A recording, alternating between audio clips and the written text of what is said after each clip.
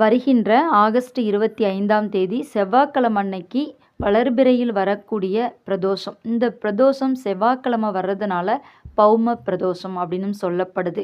இந்த பிரதோஷ நாளில் கடன் தீராத நோய்கள் இருந்து அந்த நோய் நிவர்த்தியாகாமல் இருந்தால் சிவபெருமானை மனதார வேண்டிக் கொண்டு இந்த பொருட்களை எல்லாம் வாங்கி கொடுக்கலாம். இந்த பிரதோஷம் ஆவணி மாதத்தில் 8ஆம் நாள் செவ்வாய்க்கிழமை வர்றதுனால அன்றைய தினத்தில் ருண விமோசன லிங்கேஸ்வர ஸ்தோத்திரம் சொல்லலாம் அல்லது சிவபுராணம் பாராயணம் செய்யலாம்.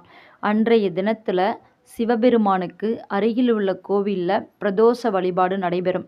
அதற்கு நம்மளால் முடிந்தது இயன்ற அளவு பால், தயிர், இளநீர், தேன், சந்தனம், பஞ்சாமிர்தம், நல்லெண்ணெய், வில்வ இலை, சிவப்பு அலரிப்பூ இந்த பொருட்களை எல்லாம் சிவாலயத்துக்கு வாங்கி கொடுக்கலாம். செவ்வாய்க்கிழமைகளில் வளர்பிறையில் வருகிறது இந்த பிரதோஷம். செவ்வாய் பகவானுக்குரிய நாளில் வரதுனால அன்றைய தினத்தில் சிவப்பு நிற மலர்களை வாங்கி கொடுக்கலாம். அதாவது அரளிப்பூ அல்லது செம்பருத்தியால் அர்ச்சனை செய்வதற்கு சிவாலயத்திற்கு இந்த 2 பூக்களையும் வாங்கி கொடுக்கலாம்.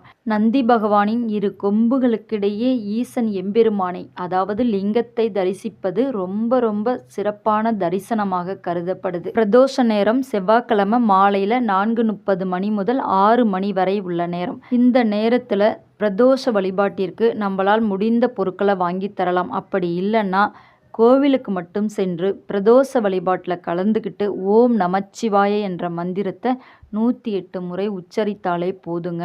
அந்த ஈசன் எம்பெருமானின் பார்வை நம்ம மேலே படும். எவ்வளோ கஷ்டங்கள் இருந்தாலும் ஒரு நாள் கோவிலுக்கு போயிட்டு அந்த கஷ்டம் தீரணும் அப்படின்னு நினைக்க முடியாதுங்க. நம்ம எப்பெல்லாம் டைம் கிடைக்குதோ அந்த டைமில் ஈசன் எம்பெருமானை மனதார வேண்டிக்கிட்டு நம்ம கஷ்டத்தை சொல்லிட்டு வந்தாலே போதுங்க. நமக்கு எப்போ கஷ்டம் நீங்கணும் அப்படின்னு இருக்கோ அந்த நேரத்தில் ஈசன் எம்பெருமான் அந்த காலத்தில் நமக்கு கட்டாயம் கை கொடுத்து உதவி செய்வார். உலகத்தையே கட்டி காக்கும் ஈசன் எம்பெருமானை நம்ம வழிபாடு செய்ய செய்ய கர்ம வினை, பாவம், சாபம் இது எல்லாமே குறைஞ்சிக்கிட்டே வரும். குறைய ஈசனோட பார்வை நம் மீது படும்.